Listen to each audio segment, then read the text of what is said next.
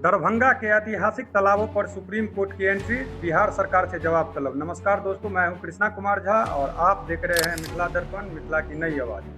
दरभंगा के दिग्घी, हराइया और गंगा सागर तालाबों पर कथित अतिक्रमण और भराई के मामले में सुप्रीम कोर्ट ने बिहार सरकार से जवाब मांगा है। मामला अब सिर्फ संरक्षण का नहीं बल्कि विकास के नाम पे हो रहे बदलावों और तालाबों के भविष्य का भी बन गया है। तालाब बचाओ अभियान की याचिका में आरोप लगाया गया है कि बुडको के जरिए चल रहे सौंदर्यीकरण परियोजना के दौरान इन 800 से 900 साल पुराने जलाशयों में मिट्टी भराई जा रही है। याचिकाकर्ता का कहना है कि तालाबों के भीतर कियोस्क, रेस्टोरेंट और पैदल मार्ग जैसी संरचनाएं बनाने की योजना उनके मूल स्वरूप को नुकसान पहुंचा रही है और यह अतिक्रमण की तरह है। याचिका में यह भी कहा गया है कि यह काम पहले से मौजूद न्यायिक आदेश, खासकर एनजीटी और अन्य अदालतों के निर्देश के विपरीत है।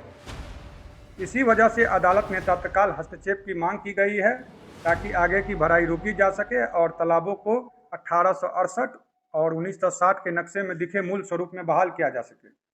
दरभंगा को तालाबों का शहर कहा जाता है, लेकिन पिछले कुछ दशकों में अतिक्रमण, भराई और अव्यवस्थित विकास के चलते इसकी जल परंपरा पर गंभीर सवाल खड़े हो गए। स्थानीय लोगों और तालाब बचाओ अभियान का कहना है कि अगर अभी ठोस कदम नहीं उठाए गए तो आने वाली पीढ़ियां इन ऐतिहासिक जल स्रोत को सिर्फ नक्शे में ही दिखेगी। अगर वीडियो पसंद आए तो लाइक, शेयर करें, चैनल को फॉलो और सब्सक्राइब करना नहीं भूलें। धन्यवाद, मिलते हैं अगले रिपोर्ट।